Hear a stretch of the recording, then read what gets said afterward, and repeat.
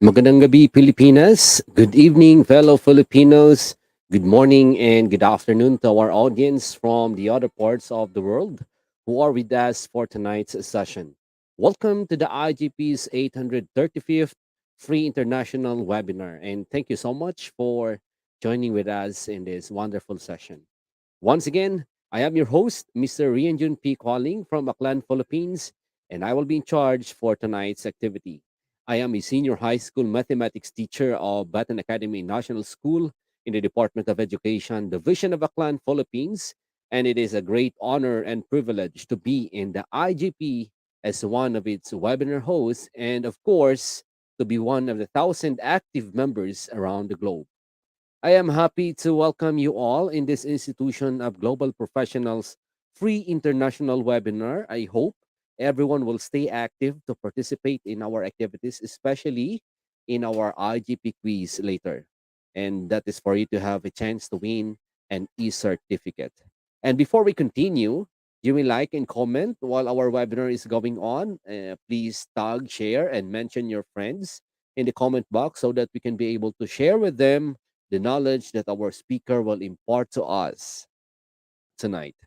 And we believe in IGP that in this wonderful world, we can watch together and learn together. The events and activities that IGP provide to us, dear participants, are proofs that pandemic does not just bring challenges and difficulties in life, but also it offers a lot of opportunities for us to learn and grow professionally.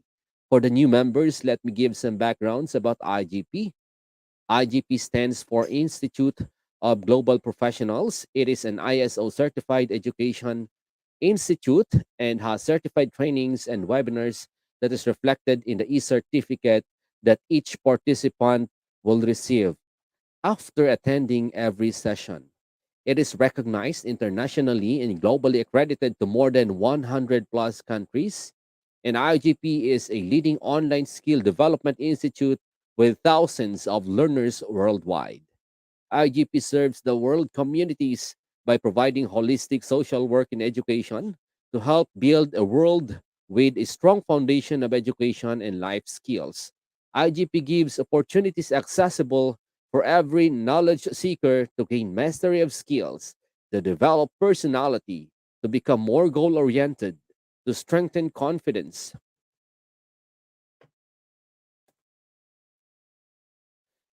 and to enhance skills by inviting great speakers and professionals from the other parts of the world.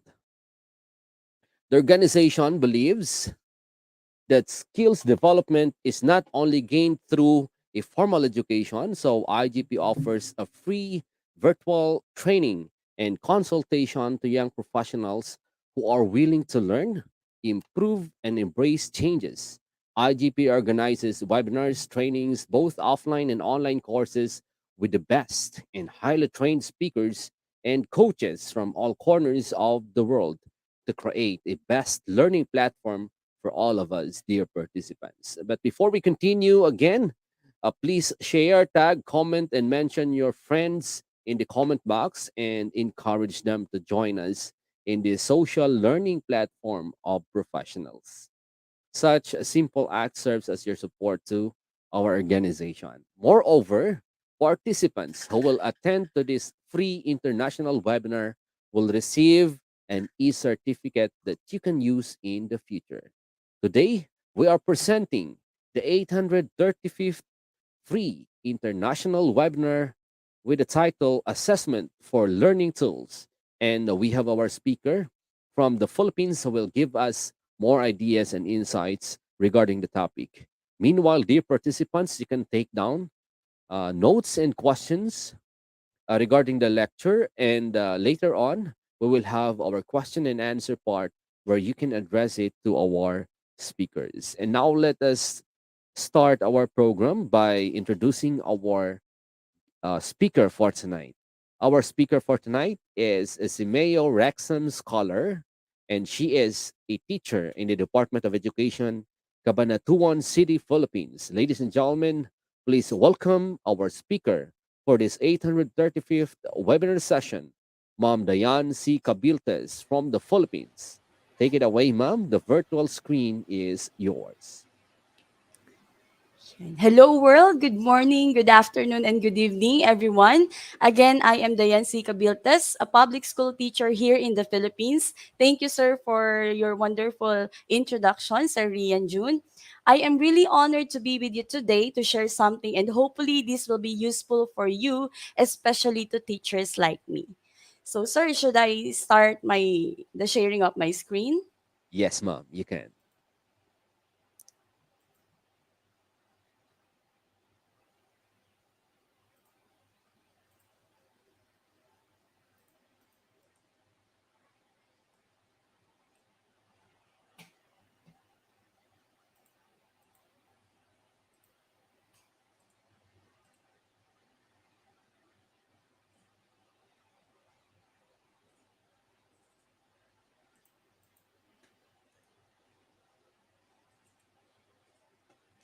Is it now visible, sir? Yes, Mom, you can now start. Okay.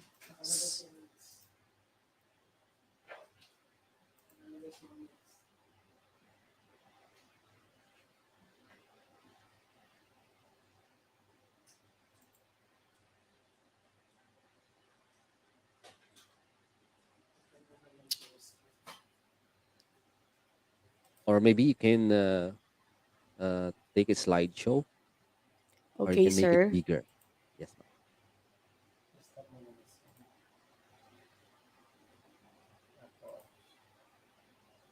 Sir, for a while. Yes, Mom, it's okay.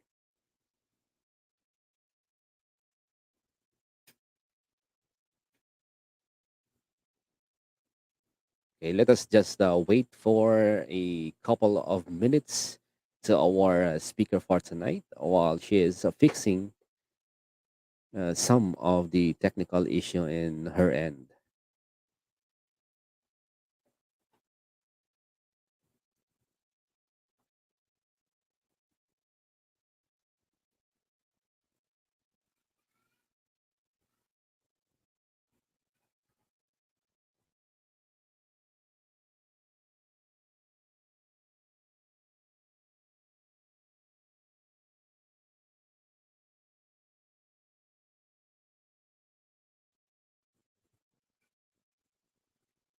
Okay, it's now visible, Mom.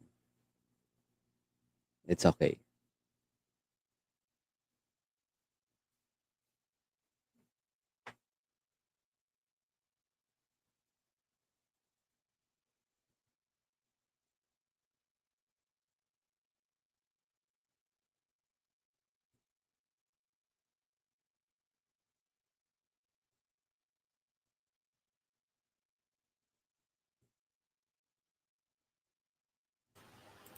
Sorry for that interruption, sir.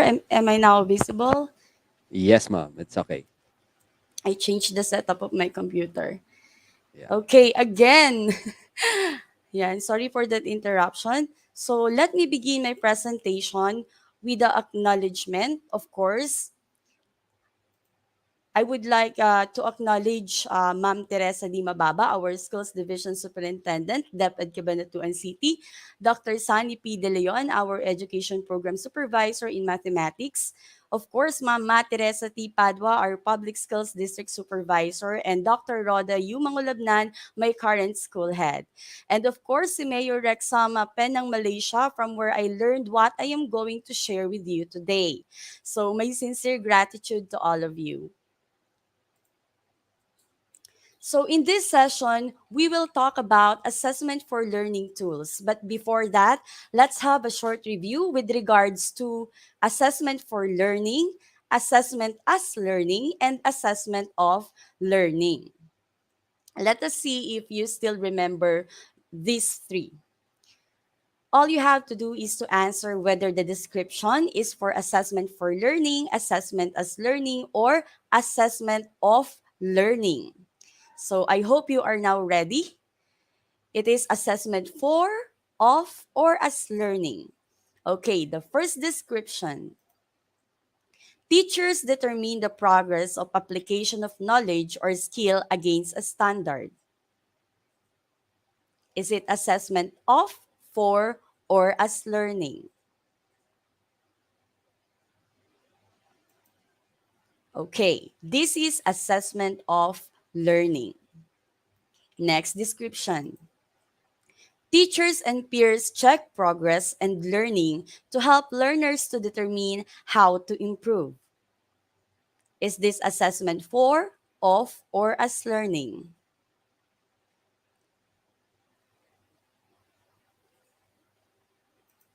Okay, this is assessment for learning. Next, this involves formal and informal assessment activities as part of learning and to inform the planning of future learning. Is it for, are, as, or of? Okay, this is also assessment for learning. Next description. Learner takes responsibility for their own learning and asks questions about their learning and the learning process and explores how to improve. Okay, this is assessment as learning. Next one, this is to improve learning. Is this assessment for learning, as learning, or of learning? Okay, this is also assessment for learning. So our session now is all about assessment for learning tools. So these are just few. I'm going to discuss just few of the many assessment for learning tools that you can use to improve learning in different subject areas. Well, it's sometimes up to the creativity of teachers, of course, on how to maximize the strengths of each tool. Aside from that, we must also consider the type or the ability of learners that we have in deciding on to what tool or on what assessment for learning tools we are going to use. So let's get started because I think I have here about 30 assessment tools for you. Okay, this is the first one. What comes to your mind when you see this picture? Of course, we have to relate this to assessment. Okay, some of you might got this correctly. This is students write questions. This one seems the simplest, but very useful when used properly. From the term itself, students just write questions. We can use a question box where learners can drop their questions at the end of the lesson. What they will write could be a basis of the next lesson and about what they would like to know more about the topic. So this can also demonstrate their learning or misconceptions or the gray areas they would like to further explore. So this way we will know where to start in the next class and also what to prepare for them. So in some cases, if we have advanced learners, we must extend our efforts to give them the best examples or explanations that they are asking for and they deserve. So that's a student's right question. The simplest one, most common, and yet very useful when used properly. Okay, how about this one? Okay, this is the students ask questions. It is quite similar on the previous one, but this is just a different version because this could be done impromptu. So you could create opportunities for students to ask questions and develop discussion. So there are a lot of strategies to promote student questions. I will give you three. The first one is for the teacher to present thought provoking prompts. Of course, you have to motivate them. Let their curiosity be triggered. This is a great motivation in learning things. For example, in mathematics, you could pose an intriguing statement or a problem to be solved. So that way, you are provoking their thoughts. Maybe they can formulate questions or even ideas on how to solve that problem. And then celebrate every question. Make every question valid. When students ask questions, celebrate with them. You can stop for a while or and ask the student to repeat the question aloud so her or his classmates could hear it. And let them take pride in having their questions added on the wall. So that will make them proud because they think that what they are thinking is valid and what they are thinking is essential in the discussion. So this will motivate other learners too to think of questions that can be posted on the wall, especially in the elementary level. So this will also motivate other learners to think of something they want to know and ask another question. And then the third one that I'm going to share with you is help students ask better questions. As teachers, how can we do that? How can we help students ask better questions? Of course, you can model first, model questions. You can give model questions and try asking them. When I show my students an example, I make it a point to participate in the question asking process. So they see your curiosity and inspires them to ask more questions. And they also start to see the types of questions they can ask and it gives them more ideas. No, you are giving them more ideas on what to ask and what kind of questions you are expecting from them. Okay. And that is essential because when they ask questions, you know that they are interested in your lesson. How about this one? Any idea? What kind of tool is being presented in the picture? This is comment only marking. This is one of my personal favorite. So in comment only marking, this provides students with a focus for progression, their own progression and development instead of reward or punishment or as a grade does.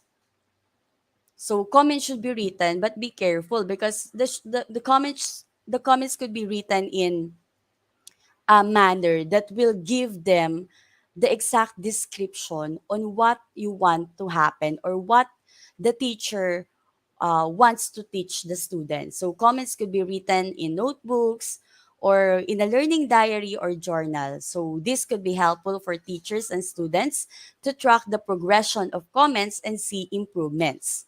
So there if it's written, the teacher and the students have a clear and solid proof of their progression, of the students' progression and improvement. They can look back and review whenever needed if the learner follows the instruction given by the teacher.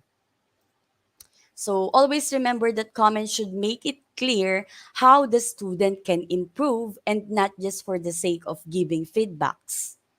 So because maybe if you have 30 to 40 students there, yes, it's hard to give the comment only marking, but for the sake of if you really want them to learn and to be guided on what you want for their output, you have to make it a point that every comment that you are writing will give the correct instruction for each learner. So the feedback we provide instead of a grade varies by student needs, of course. You cannot give the same comment from one student to another. For example, if you have 40 in your class, you can't give the same comment because they have different outputs, of course. And you also have to consider the level of ability of the learner. So for example, some students simply need for the teacher to identify the place in a problem where they started to go wrong. Just identify the part that they go wrong. So those students can take it from there and correct their work with just little direction from the teacher. So sometimes just identifying that point will make them realize on their own what did they do wrong in that particular step, and then they can proceed and make it correct. But others need some comment on what the next step might be. So others might need more guidance or more comments for them to continue with their work. So this is one of my personal favorites. So this is comment only marking. Of course, you can apply this during the formative assessment because you are not looking for a grade, but you are assessing based on comments. And if you are going to have a summative test, of course, you have this fixed grade to be given. Okay, three-fourths mark. This is the mid-unit assessment. So having an assessment of the end of the unit may not give you or provide you enough time to go over areas students have struggled with or in which there are general misconceptions or gray areas, because if that happens and you're going to use the end unit assessment, you will not have enough time, for the reason that after that unit, after that assessment, you have to jump up to another unit. So mid-unit assessment is important. For example, if you have 7 lessons in a unit and you decide to give the timing assessment or the mid-unit assessment at the middle, or for example, lesson 5, this will allow you or will provide you enough time to review or to reflect and revisit the gray areas or misconceptions. And this will give both the teacher and the learners to reflect and take actions on what they are missing in the previous lessons. So it also gives the teacher an opportunity to focus explicitly on areas of weak understanding supported by evidence. Of course, it is important for the teacher to assess first and have this solid evidence that this area or this particular lessons needs a revisit or a review.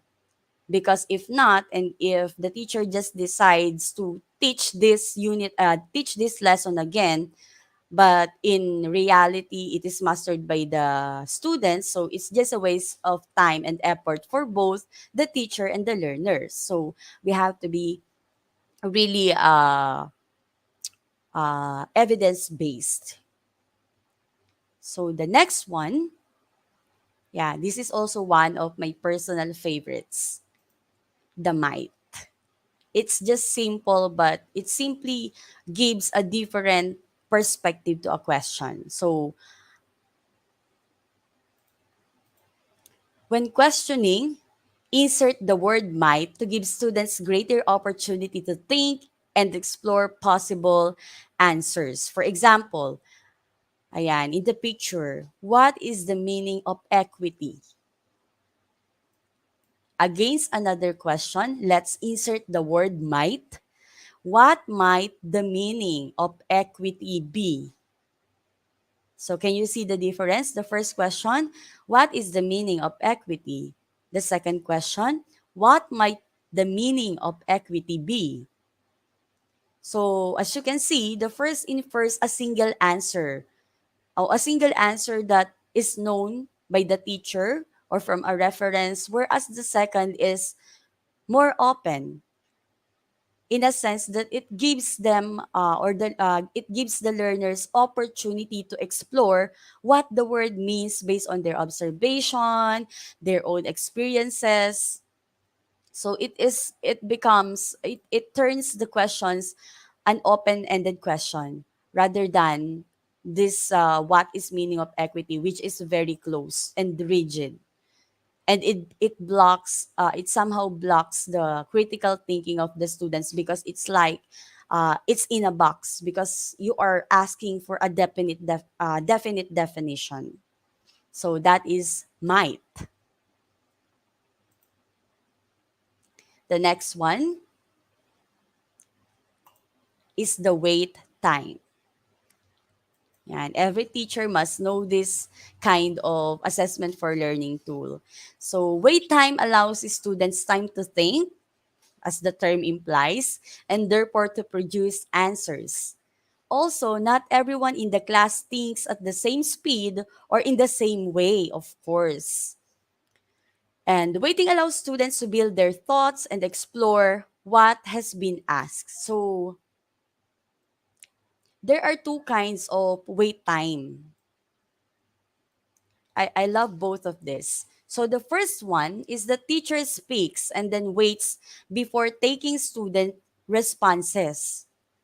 Of course, you have to give the time. This will give students enough time to think and enough time to process the questions being asked.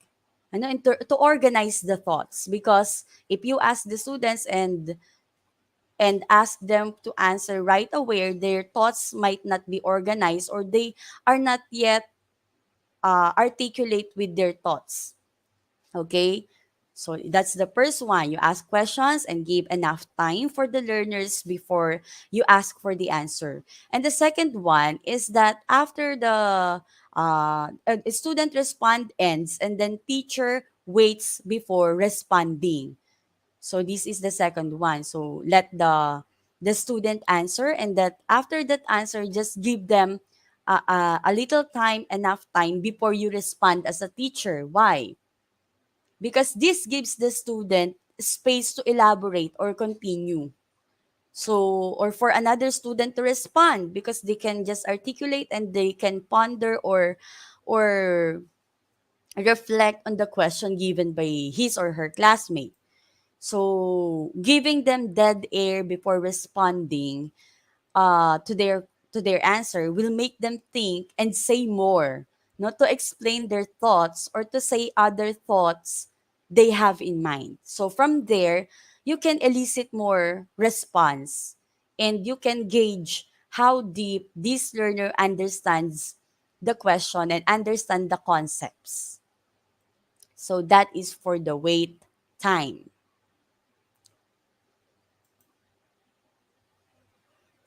This is the next one. We have open versus closed, and we are referring to questions. So closed questions can be useful. However, uh, they are not great at facilitating the use of abstract thinking skills. We all know that. So, nor encouraging talking or eliciting much understanding. And then open questions are more likely to do this and thus improve learning.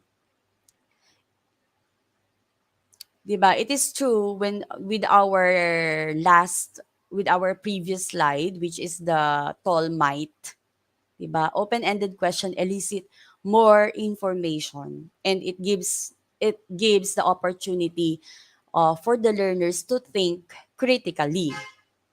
For example, did you go out last night? So this question is answerable by just yes or no. So while the next question, what did you do after school yesterday?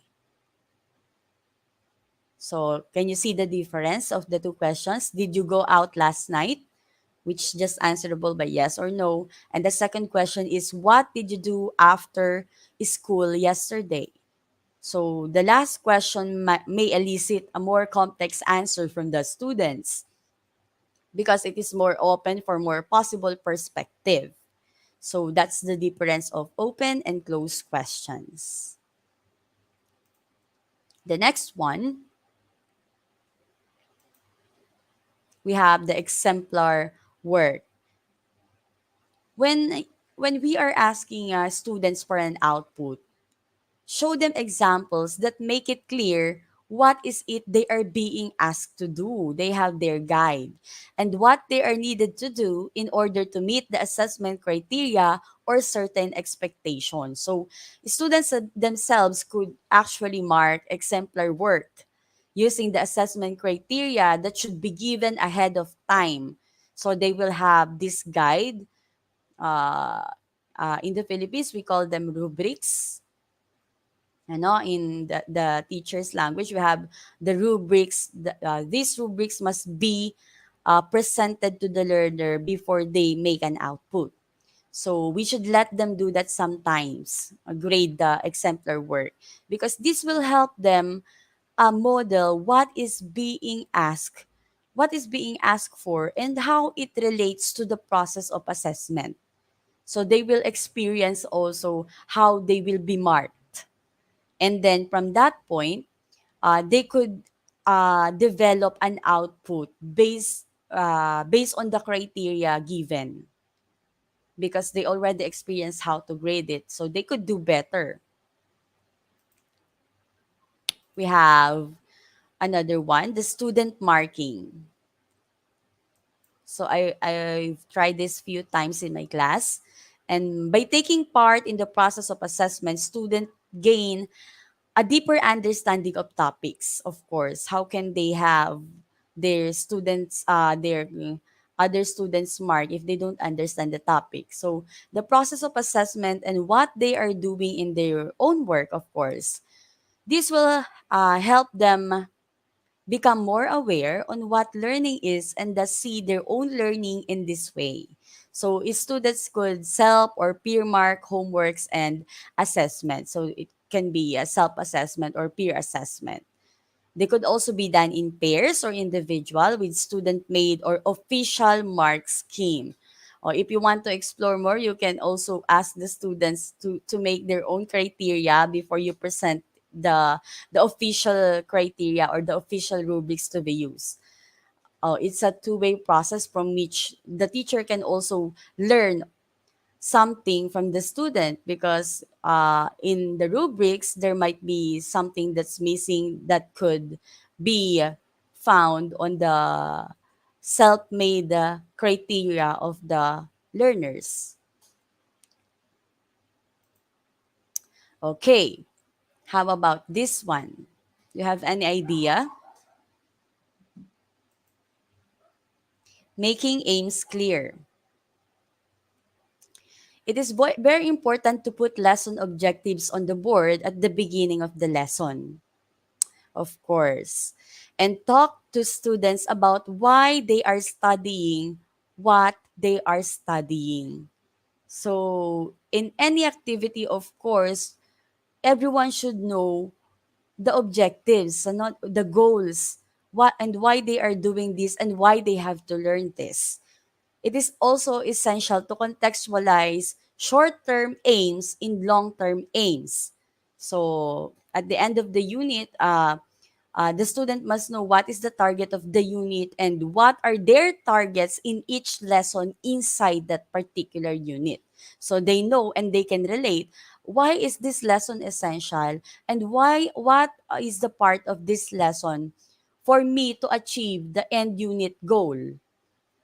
You have to contextualize that and check with students that they are clear about the aims of the lesson, unit, or subject. So if your aims are clear, you know the direction of the lesson. So it is very important because the student must know the direction and the flow of the lesson and of the unit in general. The next one, this is somehow related with the previous slide.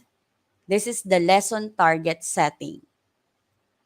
So make the lesson more purposeful for students by setting targets at the beginning about what you and the class are going to do. So as we say earlier, they have to be informed. They can be referred to through the lesson and or revisited in the plenary. So students could have to show how they have met targets in the plenary or set targets for the next lesson. They must be involved and they must be aware. Okay. The next one is teacher review. So the teacher leads the review of the lesson or unit using questioning to elicit understanding from students. Okay, I usually use this in subjects like Araling Panlipunan or social studies and English. If I want to reiterate some data or information, I see to it that I use this as a review at the beginning of the lesson or at the beginning of the class. I formulate questions that will arrive on the answers that I want to review. So Focus could also fall upon the effectiveness of the lesson at facilitating learning. For example, can students think of ways that it could be altered to improve their learning? Yeah, the teacher could model review by evaluating the lesson in relation to their own objectives. If we have teacher review, we also have student review. So students review their own learning either in groups or individually, which more they enjoy. They enjoy more learning with others. This could be done as a plenary, a mini plenary, or as an activity to help planning for future revision of the remainder of the unit. Okay, how about this one? Do you have any idea? Yes, this is a traffic lights. So, what is traffic lights in assessment for learning tools? So, use traffic lights as a visual means of showing understanding. So, for examples, you have cards. So, students have red, amber, and green cards, which they can show to the teacher. So, the red should mean don't understand. Amber can mean there are still gray areas, or there are still misconceptions, or there are still part of the lesson that they don't understand. In the green, if they totally get it. So students self-assess using traffic lights. They assess themselves if they don't learn the lesson, if they need clarifications, or they get it, they totally get the lesson. So the teacher could easily assess if the concept that she or he taught was grasped by the learners or not, impromptu, in an instant. So if she needs to reteach or give more examples, or if she could move on with the next lesson. Of course, if they raise red flags or red cards, that means that you have to revisit the lesson or review or even reteach the lesson to some extent for your students to understand. And then you could assess again. If it's a green, then you can now move on to the next lesson. So that's traffic lights. Next is self-assessment targets. Okay, I know you are very familiar with this. Students give themselves target based on their assessment. These learning goals could be recorded and revisited.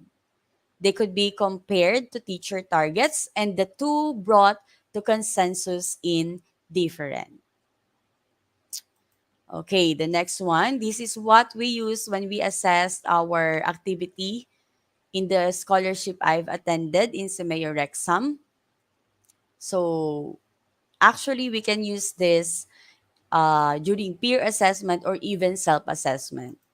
This is 2 stars and a wish. So for peer assessment, ask students to give 2 stars and a wish. 2 stars means the two things that are good about the piece of work, and emphasize the strengths of the output or performance before jumping into a wish, which is something that can improve to make it even better or to make the output a better one. So as you can see, you have to give 2 strengths and 1 suggestion for improvement. This means that you are emphasizing the good or the strengths of the output rather than its weakness. But of course, stating the weakness or the ways to improve is very much important if our goal is to improve the output. Yeah, that's 2 stars and a wish. I've said earlier that you can also use this as self-assessment. So you just have to think of 2 good things about your work, and a wish, which means you have to give own suggestion to your own output, to make it better, because you know your output best. Okay, so it's already written there. Articulate, then answer. So how could we do that? So give students the opportunity to articulate their thinking before answering. So this is like the wait time. There's a time for the students to organize the thoughts or articulate the thoughts before answering. So the process could be like this: 30 seconds silent thinking before giving the answer. So after that, you could ask them to have a brainstorming for about 2 to 3 minutes, maybe depending on the question you have thrown to them or the topics that you are going to discuss. And then after the brainstorming, they could write down the thoughts before answering. So after that, they could also discuss with their neighbors or their seatmates or their co-learners before they are going to present the ideas, because it is more articulate, it is more organized. I think when this process was followed before giving the answer, especially if you are giving complex questions. Let us not give the students the trauma of not being able to answer your questions right away. Okay, the next one, this is a scene setting.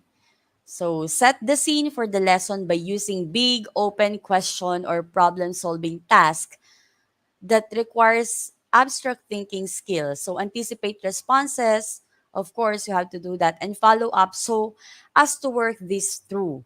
So like in math, like a problem opener in mathematics, because I am a math teacher, that could even made in a context of other learning areas or other learning. If you are going to make a problem, for example, you can have a problem regarding baking, measurement, regarding engineering. If you're going to build something, then you need measurement too. So there is a bigger picture than on the details in solving the problem. So the creativity of the teacher will guide the whole class. How about this one? Tell your neighbor. Okay, students tell neighbor, which means seatmates or partners, as a means of articulating their thoughts. Diba? Even in adults, we tend to articulate our thoughts more if we are going to have somebody to listen to us. So the teacher asks a question, give thinking time, and then ask students to tell their neighbors or their seatmates or their partners about their thoughts. So, or tell the students what the topic is and then ask them to tell their neighbor everything they know about it, or even questions they would like to ask about that lesson. Yan. So that way, they could express what's really on their mind before you start the discussion. Okay, this one, idea thoughts. So when you have received an answer to a question, open up the thinking behind it by asking what others think about the idea. So if student A answered, you can just call somebody and ask, what do you think about his or her ideas or his or her answers about the question or about the lesson? Because it will help them articulate their thoughts and open up for some new ideas. Okay, students could have open discussion about the topics and consolidate the similarities and differences in their thoughts. So, why is that important? Because the similarities help them articulate their thoughts, while the differences will make them reconsider others' thought or will make them think in a different light. So, that's it, idea thoughts. How about this one? Have any idea? Yes, bouncing. Okay, bounce answers around the room to build on understanding and have students develop a stronger reasoning out of misconception. For example, Jimmy, what do you think of Sandra's answer? Yan. Students, how could you, student A, how could you develop student B's answer to include more details? And for example, Anna, how might you combine all we've heard into a single answer when you want to consolidate the answers given by some or few of your students? You could ask somebody to do that. It is like taking turns in giving own thoughts and process the previously heard answers for consolidation of ideas. So that's bouncing. Next, we have wait and recap. So wait for student to draw out most of the keywords you are asking for and then reframe the question asking for a synthesis which recaps the whole discussion by joining all these words into a single coherent answer or paragraph. Or sometimes students can't easily hit the answer in one shot. Diba? Most of the time. So we should rephrase questions and use the art of questioning skills in order to collect all necessary data that will fully define the answer to your question, your desired output, your desired idea. So we can do that. Wait and recap. Okay, how about this one? I'm sorry, but that's the wrong answer. No need to be sorry because we could use that. So, what is incorrect discussion? Yan. Use incorrect answers as a discussion point. Incorrect answers, when carefully discussed, can be a basis of good discussion. So, it can blur out the misconceptions when it's discussed properly. So rather than dismissing something because it is wrong, we can say that it's interesting and use the misconception in reasoning to draw the process out into the open discussion. So I think this will lead to improving thoughts or on misconceived reasoning and an atmosphere, this is very important, in which it is okay to be wrong inside the classroom. It's okay to be wrong. It is very important to build that kind of atmosphere in a classroom if you really want students to be honest on what they are thinking, because they know that whatever their thoughts are, even if it's incorrect, they are safe and they will learn either way. So they will not be shy to express their thoughts. They will not be shy to answer to your questions because they know that even if they give the correct or incorrect answer, they will learn out of it. Okay, next is devising questions.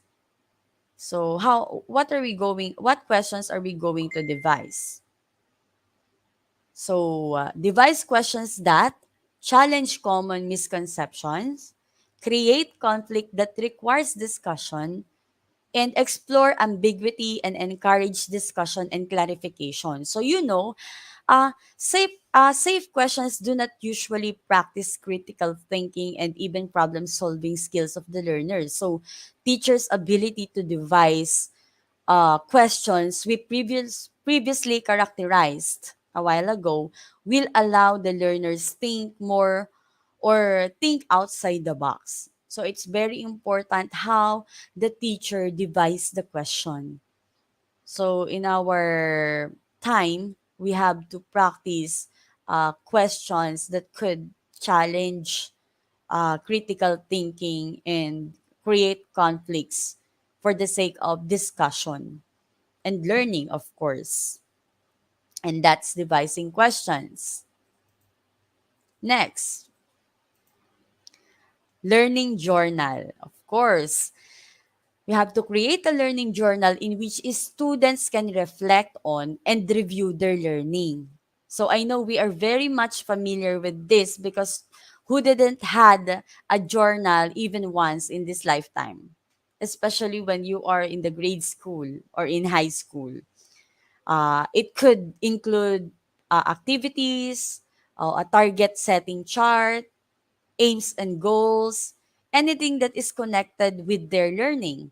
So they could practice their creativity, inputting data together, and this could be a reliable source of assessment since it's more personal and I believe it is more honest, no? Coming from the thoughts of the students themselves. So that is learning journal. Next, key features. Yan. When designing written tasks to go alongside with oral work, intend for them to develop and show understanding on the key features of what students have learned. So, what are the main ideas and try to elicit explanation of description of each. This way, you can identify if they really grasp the main ideas you are teaching. So that is very important to check if they really understand each key features or key ideas that you are teaching. Because if not, that means that they lack, if that's a prerequisite lesson before the uh, a prerequisite lesson, it is very impossible for a learner to learn the next lesson if the key features of the last lesson is not clear to them. So that's the key features. Next, improvement guidance. Yan. It is more like the comment only marking. So when making comments on pupils' work, treat them like guidance showing how the pupils can improve. So like comment only marking. So comment should therefore be constructive and will give the students clear picture on what they can improve in their work and not just merely a remarks or a feedback. You have to give them the definite instruction or constructive suggestions for their output so that they could revise it and make it better and more suited or make it better that they can give you the output you desire based on criteria, of course. So that is improvement guidance. The next one, we are very familiar with this also, is the graphic organizers. So graphic organizers can help us visualize and construct thoughts and ideas. We could also organize and sequence information, increase reading comprehension, organize problem and solution. We can even compare ideas and data, or we can show cause and effect and a lot more. There's a lot to do with graphic organizers in all subject areas. So this will provide the learners a good and creative picture on what they are expected to learn. And sometimes it's easier to understand if the data is presented in the graphic organizer, or you can use this as an assessment by asking them to draw their own graphic organizer, and they could explain it to you for the teacher to identify the strengths or even the learning gaps of the learners in that particular lesson. So graphic organizer I think is very effective in teaching. Okay, who haven't tried this even once? Show and tell. Okay, we can use mini whiteboards so that every student can write or draw their answers and show it to you or with their peers immediately. Di ba? After the question, they could write and then show their answers. So in an instant, we can have a clear picture on how they understand the concepts we are teaching. So we can also use this for mini quiz bees or games inside the classroom, which is exciting for them and more motivating for the learners. Yeah, learners, especially in the uh, elementary level, really enjoyed mini quiz bees, and they enjoy mini quiz bees and other games. Okay, how about this one? Invert the question. Okay, instead of asking questions that just require factual information or factual recall, invert it to request explicit reasoning. So, for example, if you're going to ask, is Philippines a democratic country? So, we could ask, Philippines is a democratic country. What does it mean for a country to be democratic? So, can you see the difference? Is Philippines a democratic country? Yan. Or, what does it mean for a country to be democratic?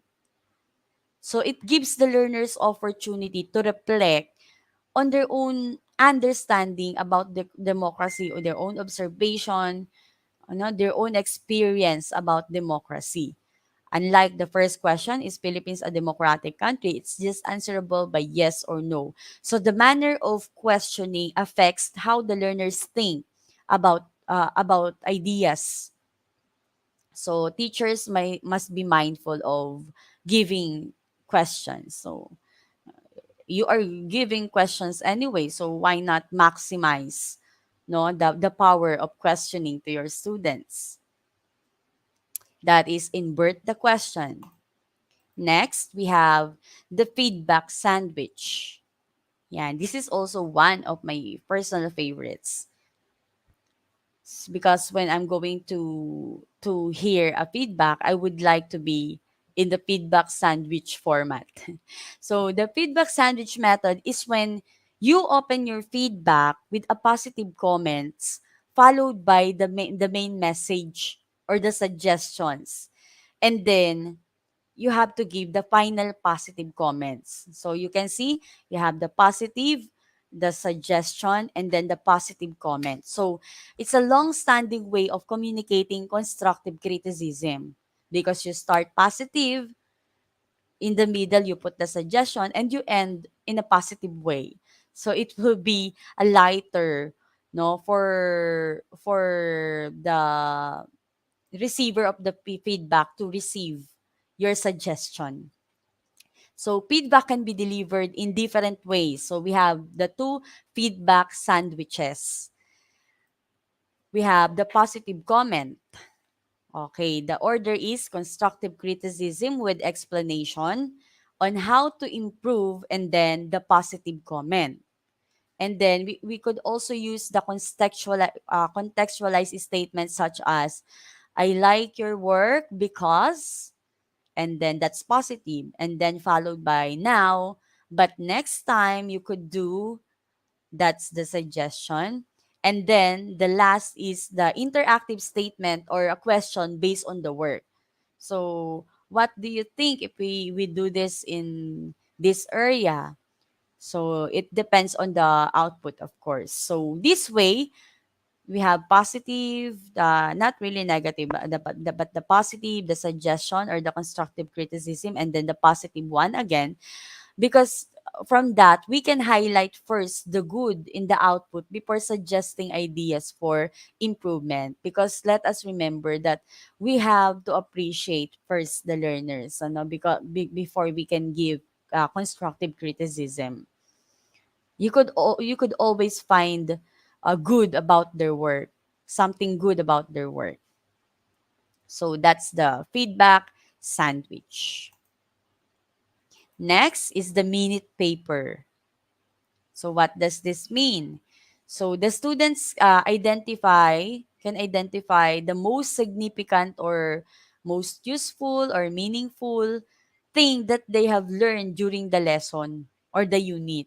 Because it is given that if we are in time pressure, the tendency is that we give our thoughts honestly. So given this situation for the learners to express what they have learned, we can expect honest answers from them and identify the gray areas they need to clarify or articulate. And through that, we can give some reviews. So that's the minute paper. Okay. The next one is teach collaboration, which is essential because this includes in the 21st century skills. Peer assessment requires students to act collaboratively. So indeed, the assessment for learning is a collaborative enterprise. Now, therefore, explicitly teach skills of collaboration. This process can be assisted by discussing collaboration to pupils and making it visible as part of the classroom. Make it part of the classroom, make it normal inside your classroom. Rather than competition, we have to teach them collaboration. Okay, the next one, we have generate and answer. So when preparing for exams, students generate their own questions and then practice answering them. So this is quite exciting. It is like making your own reviewer. This makes learners think explicitly about the underlying structures of assessment as well as the material they are being asked to manipulate. So this could be fun, especially when they share questions to their peers. Can you imagine that? So generated questions could be used by all of the learners for their review. So the kind of questions the learners will generate, of course, what they're going to ask will also help the teacher gauge the level of understanding, their own level of understanding in the lesson. So that's generate and answer. The KWL, yeah. This is common, but this is very useful. At the beginning of the topic, pupils create a grid with three columns. So they have what they know already about the lesson, what they want to know, and what they have learned. So after they begin by brainstorming and filling in the first two columns first, and then after that, after the lesson, they have to return to fill the third column at the end of the unit. So they will complete the three columns. But now there's a lot of variation in terms of KWL. Sometimes they are four columns already. And they have the extra column on how will I learn. So they will think of ideas on how they will learn what for example there are still gray areas, so they will think of ways on how they can clear that or understand the lesson more. So that's the KWL: know, want to know, and learned. Next is communication. So we can ask the students to communicate thinking through different mediums. This is exciting, not just writing or drawing, drama, skits, maps, arts. So the medium is the message, and therefore, uh, we have to, the communication must take place. So using alternative mediums or medium of communication allows the teacher to see students' understanding from different angles. So aside from the lesson itself, the learners can showcase their creativity. Imagine if you have a math lesson and your students wants to answer your question in a form of song or a dance. So how could that be not exciting for everyone? So this will depend on how the teacher will maximize this tool. So there are the assessment. Oh, I think I am down to the last one, the last tool that I'm going to share with you. So these are the assessment for learning tools that I want to share with you. And there are still tons, out there we have not yet discussed. So let us remember that these tools are just tools. Teachers are the ones to think of creative ways of using it to maximize their benefits and be beneficial to our learners. So I think that's the last tool. Yan, for my reference, Assessment for Learning Tools by Mike Gershon. Presentation presented at Simeo Rexam Penang, Malaysia. So Before I end my presentation, I would like to leave this quotation with you. It is the supreme art of the teacher to awaken joy in creative expression and knowledge by Albert Einstein. So, let us use our creativity to awaken creativity and knowledge of our learners. Thank you so much for listening. Thank you so much for this opportunity, IGP. Wow, Thank you thank so you so much. much, Ma'am Diane, for sharing with us your expertise regarding the topic. And yes, it is worth watching tonight's webinar session because I am sure that our dear participants had learned a lot. And with a lot of concepts and ideas shared by Ma'am Diane, here are some of my takeaways and realizations. Today's students need to know not only the basic reading and arithmetic skills, but also skills that will allow them to face the world that is continually changing, and they must be able to think critically, to analyze, and to make inferences. Changes in the skills base and knowledge our students need require new learning goals, and these new learning goals change the relationship between assessment and instruction. And teachers need to take an active role in making decisions about the purpose of assessment and the content that is being assessed. Okay, and based on the discussion of Ma'am Diane, assessment is an integral part of instruction as it determines whether or not the goals of education are being met. Okay, and assessment inspire us, especially teachers, to ask these hard questions. Are we teaching what we think we are teaching? Are students learning what they are supposed to be learning?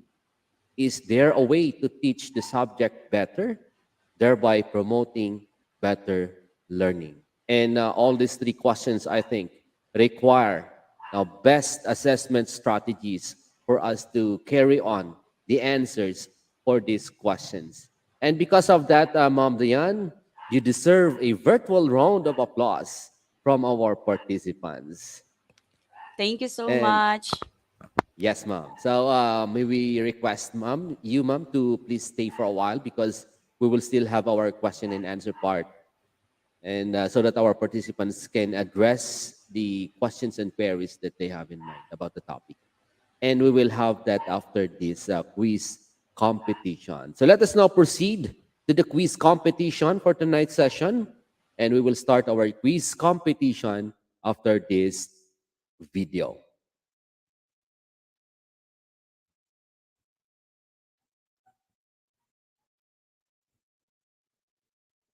Okay.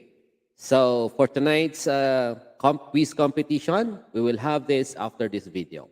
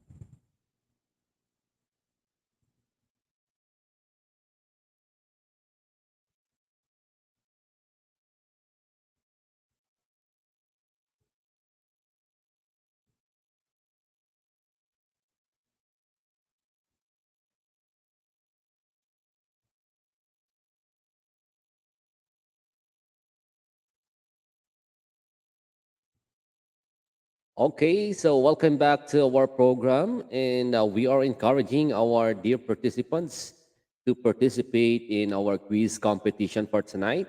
The link for the quiz is posted on the comment section on whatever platform you are using, whether you are watching through the Facebook or you are watching in the our YouTube channel. Okay, you can use the code. The code is posted on the screen.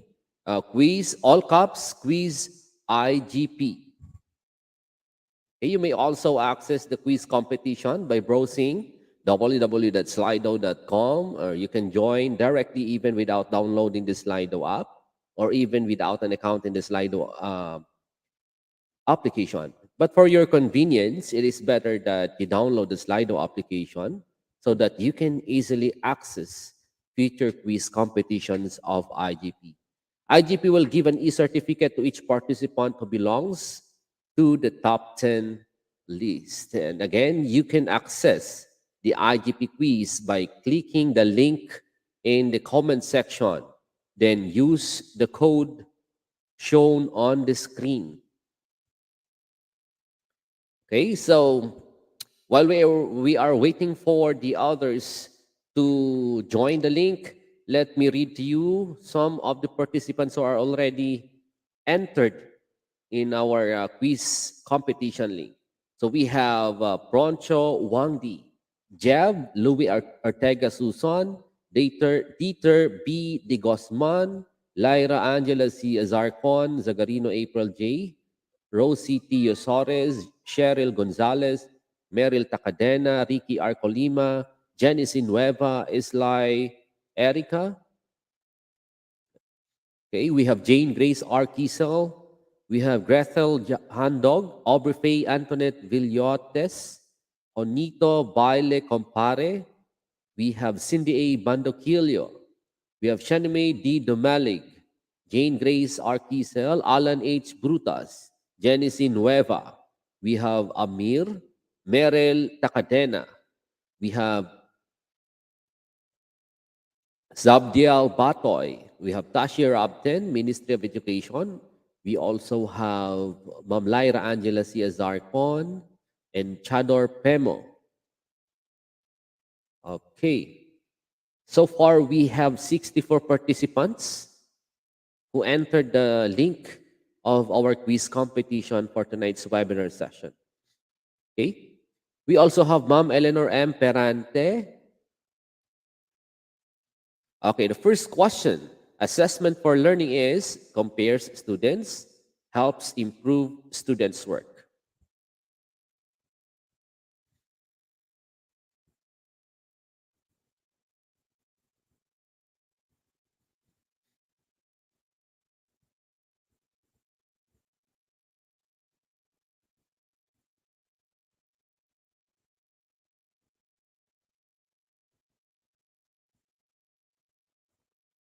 Okay, the correct answer is the second option, and 97% of our dear participants got the correct answer. Okay, on the first spot, we have Quidiniana January Cindy, Janeline Villar Resurrection, followed by Michelle G. Gasser, Evelyn Piwa Perry, and we have Alex Javier Alvarez. That's for the top 5. Next question. What is assessment for learning? Informal evidence teachers use to see student progress or marks and grades collected by the teacher.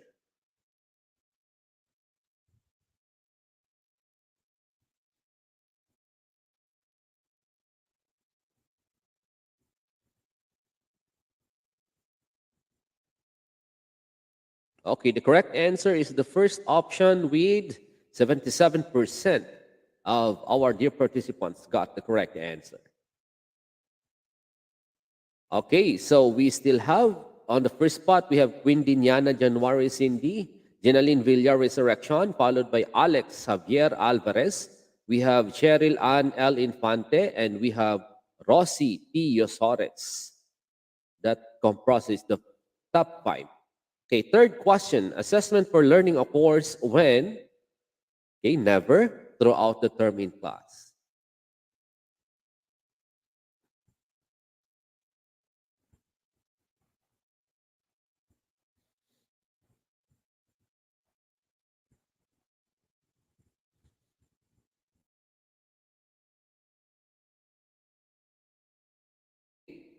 And we have 100% of our dear participants got the correct answer. Okay, on the leaderboard, we have Quindiniana January Cindy on the first spot, followed by Alex Javier Alvarez.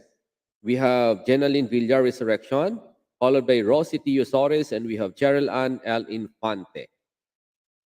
Next question. Two components of assessment for learning are effective questioning and target setting, sharing learning intentions, and table grouping.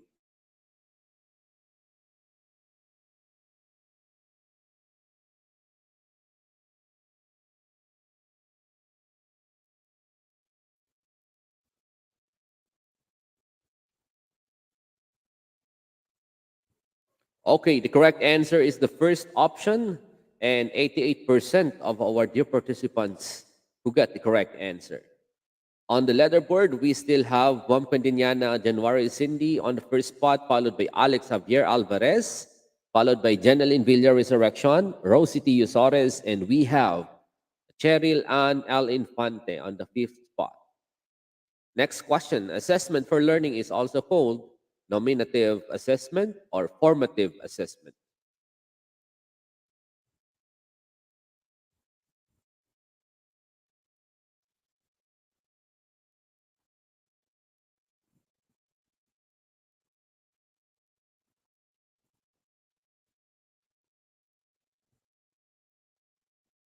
Okay, the correct answer is the second option.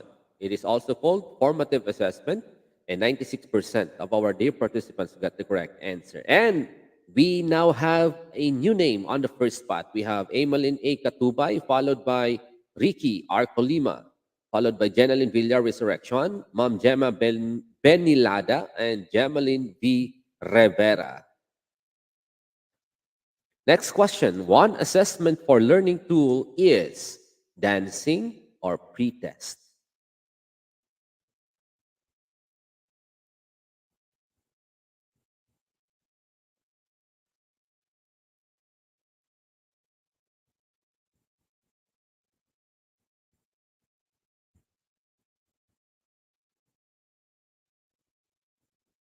Okay, the correct answer is pretest, and 93% of our participants got the correct answer. Okay, on the first spot, we now have a new name. We have Sir Ricky R. Colima, followed by Emeline A. Katubay, Jamalyn V. Rivera, Gemma Benilada, and we have Jeneline Villar Resurrection. Next question. What is the main purpose of assessment for learning? To mark the work students have completed, to adjust teaching, and see what students need help with.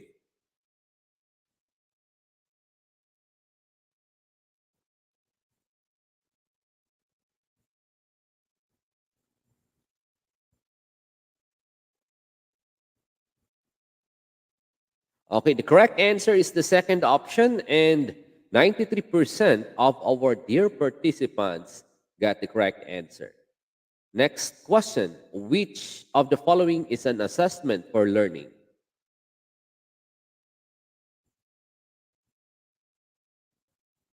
Which of the following is an assessment for learning?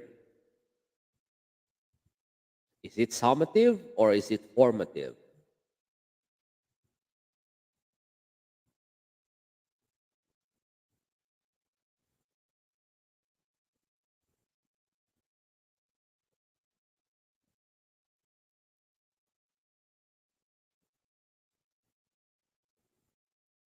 Okay, the correct answer is formative, with 77% of our dear participants got the correct answer.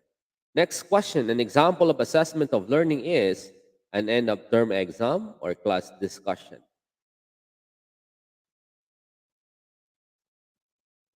This is the ninth question.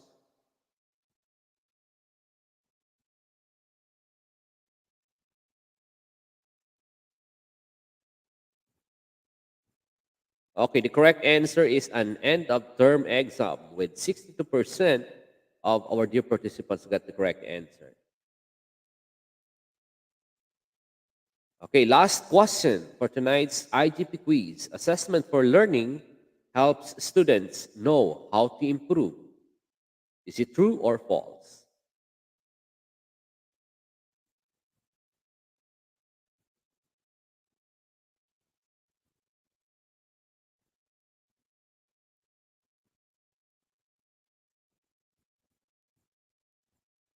Okay, the correct answer is true, with 99% of our dear participants get the correct answer. Okay, so congratulations to our top 10 quiz competition winner. And let us see the names of those who are on the top 10 for tonight's IGP quiz. On the top one, we have Mom Jeneline Villar Resurrection with a perfect score. We have Emeline A. Katubay, also a perfect score.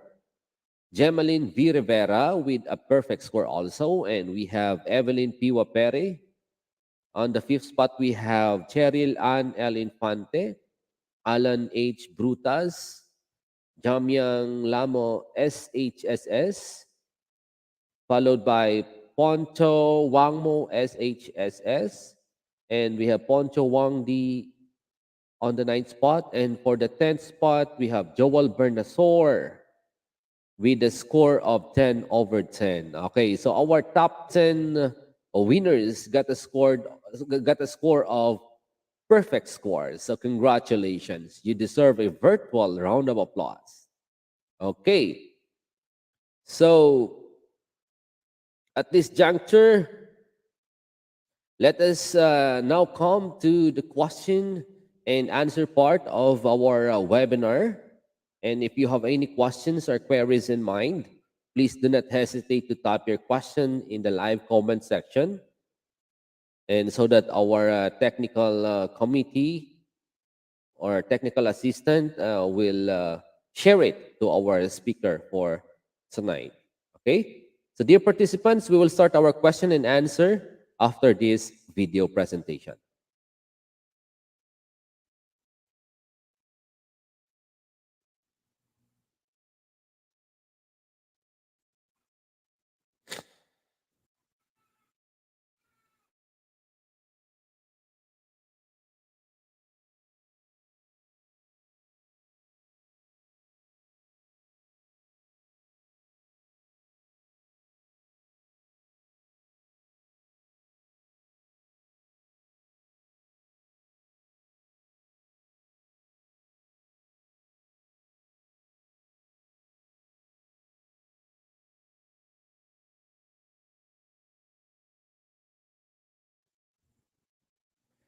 Hello, Ma'am Diane.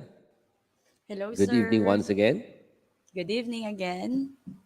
Okay, we are still waiting for the audience to ask questions. Okay, we have one question here coming from Ma'am Cindy A. Bandoquillo. Hi, Ma'am. What are the other tools of assessment for learning? Actually, there are tons of assessment for learning tools. So I just chose 30 of them because it will take a lot of time if we're going to discuss every assessment for learning tools. And actually, you yourself as a teacher can actually craft your own tool depending on the needs of your students, of course. But to name some that are not in my list, we have the discuss words. We have what others do we have? Response partners from which they can exchange their thoughts. Why is it best? We have after mid-unit assessment, we have laminated criteria, thoughtful dialogue, hands down. We have smiley faces. It's like the traffic lights. What is good? Think through talking, talk partners, regulating learners. So there's a lot of assessment tools that had been shared in the course that I've attended. But as I have said earlier, we just have limited time. So I chose the my top 30 among those assessment for learning tools. But now it's easier if you would like to get the copy of my presentation, which has the complete list of the assessment for learning tools that I have discussed, so I can send it to you. Okay, may I also ask for that, Ma'am? Yes, of course, sir, Yeah, of course. thank you so much in advance. Okay, we have another question from Ma'am Evelyn P. Waperi. Good evening, ma'am. How do assessments improve teaching and learning? Thank you. Okay, so we do assessment to gauge the understanding and learning of the students. Therefore, if we're going to have that, we could use that as basis for further explanation or further examples of the given lesson for us to prepare and be ready for the next class in order for us to give what we lack from the previous class or what the students need. Yan. So we use assessment as the baseline and source of improvement in our teaching and also in learning. Okay, thank you so much, Ma'am Dian, for that wonderful answer. Another question from Kiangwi Isaiah Getwikeri. Ma'am Dian, is assessment of learning same as part of formative assessment? Yes, as we've mentioned earlier, assessment for learning of learning is assessment of learning same as part. Yes. Yes, assessment of learning could also be formative, but since we are looking for a grade, assessment of learning is in the summative assessment. Yeah, in a sense that I say that formative, we could also go back and revisit and do some reteaching, but generally assessment of learning is a summative assessment. Since we are dealing with standards and we are dealing with definite scores or grades, so that is summative assessment. Okay, thank you so much, Ma'am. Okay, another question from Ferdinand Espanyol Gomopas. Why assessment for learning is not validated as a grade determiner? So as you can see, we say that assessment for learning tools are formative assessment. So in that process, we are polishing or we are still articulating the learning of the learners. Okay? So in that case, we should not gauge at that level. We should not gauge the learning of the students at that level because they are still in the process. So, kung Pilipino 'yan, parang tinitikman mo pa lang kung kumpleto na yung lasa. So, sabi nga natin 'pag summative assessment, we are presenting or we are presenting the finished product kapagka we are having the summative assessment.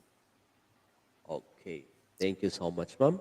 Another question from Poncho Wangdi. Assessment of students' notebook is very difficult when the class size is too large. What could be the best strategy to solve this issue? I agree with that, especially in journal writing. So it's very difficult for us, to have that kind of assessment, but it depends on what you are gauging. Uh, it depends in every classroom. It depends in every learner. Actually, in every learner, di ba, it depends the kind of assessment that you're going to use. So in each classroom, it differs. But if you are asking me for suggestion, it is you inside the classroom who can give the best suggestion on how to manage that problem. Because as of me, if I can't have that enough time for the journal writing or checking or making comments in that particular section, I would opt to, especially in the public school, sir, I should opt to use a different kind of assessment that will gauge the same output or the same understanding that I would like to know about the learning of my students. So look for other alternatives that is suited for the lesson and for your own learners. Yes, ma'am, I agree with your answer, ma'am. Actually, it is really the teacher's decision on what assessment tool he or she will be using inside the classroom because he is the one who knew the real situation in the classroom. Okay, another question, ma'am, from Honito Baile Compare. Hi, ma'am, is the tool can be used, especially we are on what we call blended learning. The, is it hard to integrate it because we can see the students' reactions, or Ah, maybe he is referring to students' difficulty in having this blended learning. yeah, yeah, I get it. I get the question, sir. So maybe if uh, I've said earlier there are tons of assessment for learning tools and I have discussed few. So it is in the creativity of the teacher how to convert these parang these activities into the setup of a blended learning. So we have some platforms now. If you're going to have the what definite examples do we have there? Yung asking questions, yung writing students questions, so you could just ask them to send you a message or an email to ask a question. So it's up to the teacher's creativity on how to convert those. Yan. For example, in a quiz. So in this particular platform, we use that Slido quiz ba yun, sir? That Yes, we've ma'am. used. Yeah. So Yes. there are a lot of platforms we should have to explore for us to match what assessment for learning tools that I've discussed and how can we convert that in the digital ones for us to use in the blended learning. So actually in the blended learning, if you are blended in the mode of face to face and distance learning, so you still have the time to use it physically, but if you are just in an online learning, so might as well convert this particular assessment tools into electronic ones. Yes, ma'am. I agree with your answer. And if our students can or have the capability to use the online platform, well, the use of these different applications, especially in assessment, can be helpful for them. And actually, as one of the educators in mathematics, I am now using a Edulastic platform. It is an assessment technology that I am using for my students. Okay. Another question from Sir Gabriel Ibanez: How to become more effective teacher in teaching student, especially in grade school? Ayan. First of all, I would like to greet every teacher a happy Teacher's Month. Ayan. So, Sir Gabriel gave us a question to ponder because as you can see, I've discussed a mere part or just a small part of being a teacher or just a small part of work of a teacher. But talking as a teacher, as a speaker of in this session, I think we have to be mindful of the assessment we are giving.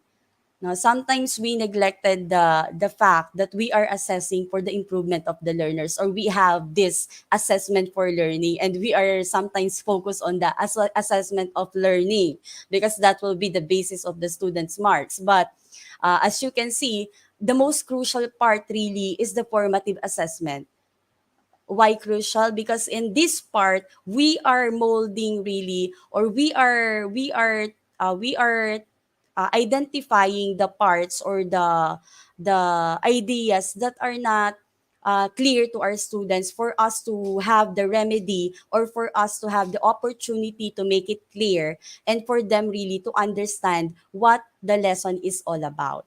So for me, in the perspective of assessment, that is my way of becoming a better teacher for my pupils. Okay, well said, ma'am. Another question from Ma'am Nemya K. G. Barbosa. Hello, Mom Diane. What are the top three effective assessment tools you used in your classroom?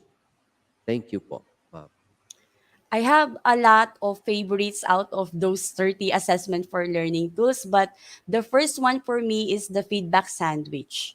because I like it when I give praises to my students because they boost their pride, and then giving them suggestion. Then after that, I will see to it that I will end my suggestion in a positive way because that's what will remain in their memory.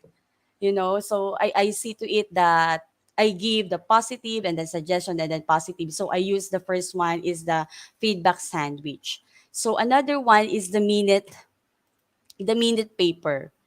I like it when they rush writing what they understand about my lesson because that 1 minute is when you give students time to think and they know that they have a time limit, the most honest answers will come out, no? And then if the students really don't understand the lesson in this 1 minute span, so they can't really produce or they can't really write something that they have learned. So from there, I can gauge if I have to reteach or I have to revisit the whole lesson.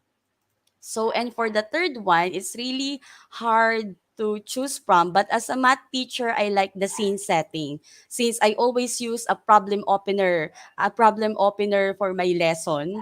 So, pattern in the problem solving teaching. So I see to it that I integrate my lesson in a wider world. You know what I mean? I integrate it to some events that are not related to mathematics. So that's the scene setting that I use.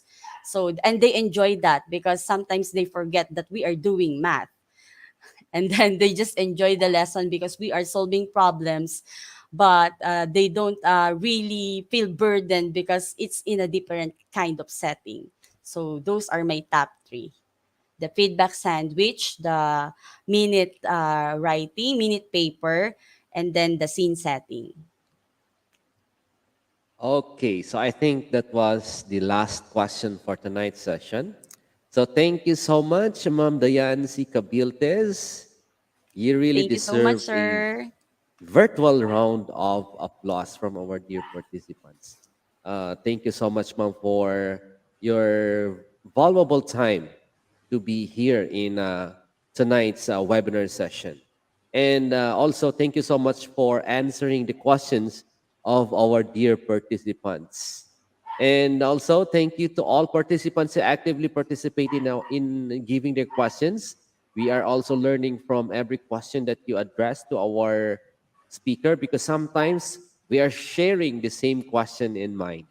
So, once again, to our dear speaker, we are very grateful for sparing your time just to be with us tonight. Ma'am Dayan, we owe a lot of learnings that we have acquired for tonight's webinar session.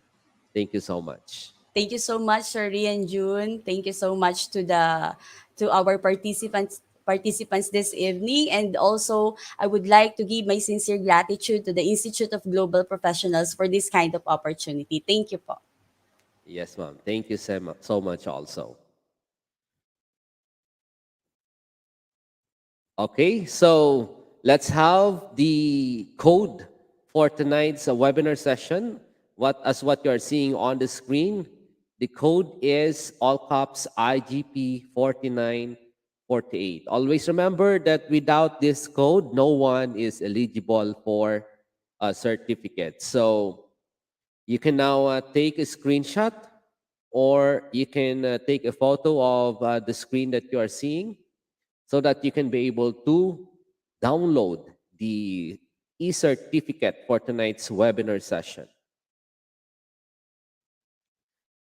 Okay, you can claim this certificate in our website, www.eduigp.com, and then you look for this webinar session dated September 17 with the title Assessment for Learning Tools. And then you can use the code all caps IGP 4940. Okay? So without an account on our website, you can visit, but you can't do anything functionally. So we're encouraging our dear participants to create an account in our website so that you can be able to easily enroll in our future webinars, and at the same time you can easily download